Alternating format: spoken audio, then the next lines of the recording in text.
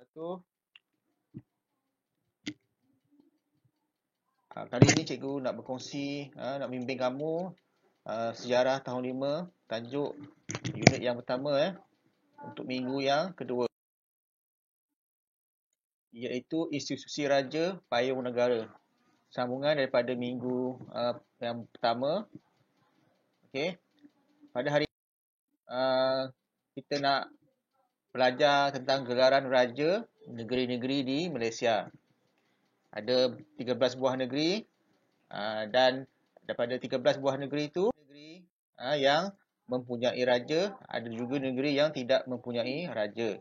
Okey, daripada 13 ada 9 buah negeri yang mempunyai raja dan sultan. Negeri-negeri tersebut ialah Kedah, Negeri Sembilan, Pahang, Kelantan, Johor, Perak, Perlis, Selangor dan juga Terengganu. Ada lagi 4 negeri iaitu Sarawak, Pulau Pinang, Sabah dan Melaka adalah negeri yang tidak beraja, tidak mempunyai raja. Ketua negeri bagi 4 buah negeri itu ialah yang dipertua negeri. Manakala yang 9 buah negeri yang beraja, ada negeri panggilan sultan, ada juga negeri panggilan yang di-Pertuan Besar dan juga ada negeri yang menggunakan panggilan raja. Kita tengok satu-satu. Okey, Selangor sultan, Perak sultan, Kedah sultan, Perlis raja, Kelantan, Terengganu, Pahang, Johor gelaran sultan. Manakala Negeri Sembilan yang di-Pertuan Besar, itu adalah negeri-negeri yang mempunyai raja, yang 9 yang cikgu sebut tadi tu. Okey. Okey, kita seterusnya institusi raja di negara-negara lain Okey, ada 43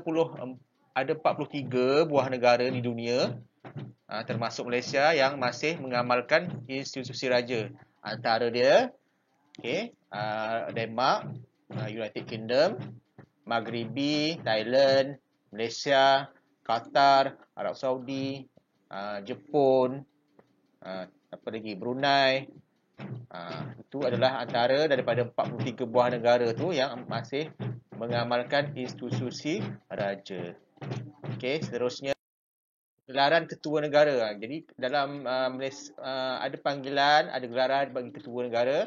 Okey, seperti Malaysia, ketua negara bagi negara Malaysia ialah yang di-Pertuan Agong. Manakala negara Arab Saudi, raja, Thailand raja, Jepun maharaja, Kemboja raja, Brunei sultan. Manakala di United Kingdom ialah ratu, ratu. United Kingdom gunakan ratu, Ratu Elizabeth sekarang ni, Okey. Okey, ini imbas kembalilah tajuk untuk yang tajuk pertama unit 1 ni. Okey. Ada 5 perkara yang perlu awak kuasai. Okey, yang pertama raja berdaulat tonggak kerajaan. Okey, minggu yang pertama tadi cikgu dah terangkan dah. Raja sultan adalah pemerintah tertinggi bagi sesebuah kerajaan yang berdaulat. Okey, kerajaan pula bermaksud negeri atau negara yang ditadbir secara sah. Itu maksud raja berdaulat ataupun maksud kerajaan. Kedua, raja ditaati dan dihormati. Wa'adat antara Seri Tribuana iaitu raja dengan Demang Lebar Daun iaitu rakyat.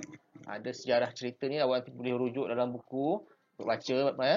Okey, ini ialah perjanjian, wa'adat ni perjanjian yang menjadi asaslah bagaimana taat setia rakyat kepada raja ataupun sultan. Okey, itu yang kedua. Yang ketiga, daulat tuanku. Selalu kalau rakyat biasa akan selalu menyebut daulat tuanku kalau terutamanya semasa rakyat bertemu dengan sultan ataupun menghadap kalau kata bahasa istananya menghadap sultan.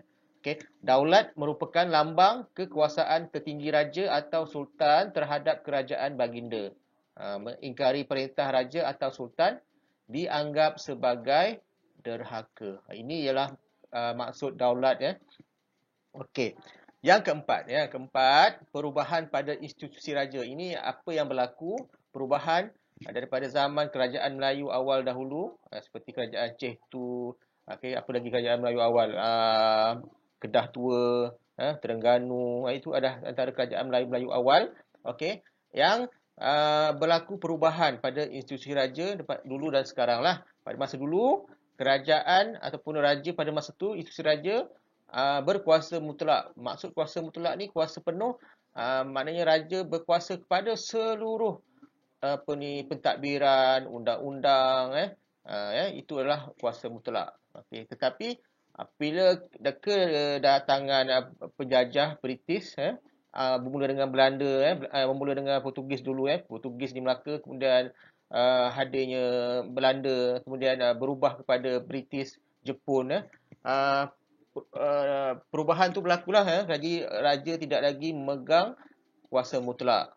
Jadi kuasa pentadbiran ditadbir oleh penjajah pada masa itu. Dan sehingga kini, raja tertakluk kepada perlembagaan. Jadi dalam Malaysia ni ada satu undang-undang yang paling tinggi, iaitu perlembagaan, yang mana sultan atau raja di bawah perlembagaan. Sebab perlembagaan tu adalah undang-undang paling tinggi. Jadi raja ni tidaklah berada tinggi atas pada perlembagaan, dia adalah tertakluk di bawah undang-undang. Okey. Nombor 5. Nombor 5, institusi raja. Apa yang kita belajar ini pada hari inilah yang cikgu tadi dah terangkan kepada awak apa dia yang kita belajar hari ini. Institusi raja di dunia, ada 43 buah negara yang ada raja lagi, ada 43. Sebelum ni banyak, ada banyak, tapi kerana berlaku pelbagai perkara peristiwa yang menyebabkan raja-raja di negara-negara lain ni sama ada dijatuhkan oleh rakyat sendiri, ataupun apa-apalah berlaku, ataupun negara telah dijajah oleh negara lain. Jadi sistem raja tu telah berubah. Ada 43 sahaja yang tinggal pada masa sekarang. Okey, dan Malaysia adalah antara negara yang masih ada mengamalkan sistem beraja. Dan uniknya Malaysia berbanding negara lain, di Malaysia ada 9 orang raja. Sebab negara Malaysia ni adalah negara persekutuan. Maksudnya negara yang gabungan daripada negeri-negeri yang bergabung dan membentuk sebuah negara. Ini adalah keunikan Malaysia. Tak ada negara lain yang seperti Malaysia yang ada banyak raja, kecuali Malaysia sahaja. Dan institusi yang di Pertuan Agong tu pun unik jugalah. Tak ada negara lain yang ada institusi macam ni, yang memilih seorang raja jadi ketua negara. Daripada 9 orang tu pilih melalui pemilihan daripada kalangan Majlis Raja-Raja lah. Majlis Raja-Raja akan bersidang setiap 5 tahun sekali untuk memilih seorang yang di Pertuan Agong. Mereka akan mengundi lah. Raja-Raja Sultan ni akan mengundi untuk memilih yang di Pertuan Agong yang baru. Jadi nanti lagi 5 tahun, setiap 5 tahun akan berubah lah. Akan berubah yang di Pertuan Agong. Itulah yang kita belajar pada 2 minggu yang inilah. Yang pertama minggu lepas, 20 hari bulan, dan minggu yang hari ini 28 hari bulan. Jadi setakat itu sahaja untuk pada hari ini. Jadi cikgu harap kamu dah baca dah apa maklumat yang perlu kamu buat, salin pada catatan yang cikgu beri tu. Dalam WhatsApp ada cikgu beri catatan kepada negeri-negeri yang negara-negara yang ada sistem beraja lagi, kemudian nama, panggilan, gelaran negeri beraja, itu awak kena siapkanlah. Ada contoh dalam WhatsApp group. Ini adalah prinsip. Gambar ni adalah gambar yang di Pertuan Agong di tengah-tengah ni ialah yang di Pertuan Agong. Raja-raja ni semua boleh jadi yang di Pertuan Agong. Di kalangan yang 9 orang ni semuanya boleh jadi yang di Pertuan Agong mengikut giliran masing-masing. Ada kat sini yang dah pernah jadi yang di Pertuan Agong. Jadi yang menyusul lepas ni kemungkinannya adalah Sultan Johor lah. Kalau ikut dalam kedudukan dia selepas ni, mungkinnya Sultan Johor. Sekiranya sekarang ni Sultan Pahang, Sultan Abdullah ni dah habis tempoh bertukar kepada Sultan Johor. Okey. Kesetiaan kepada raja dan negara ni ialah prinsip rukun negara yang kedua. Jadi kita sebagai rakyat Malaysia wajib untuk memegang prinsip ni, memegang ataupun menjunjung tinggi kesetiaan kepada raja dan negara. Okey, sekian sahaja. Assalamualaikum warahmatullahi wabarakatuh. Kita akan berjumpa lagi di masa yang akan datang. Terima kasih.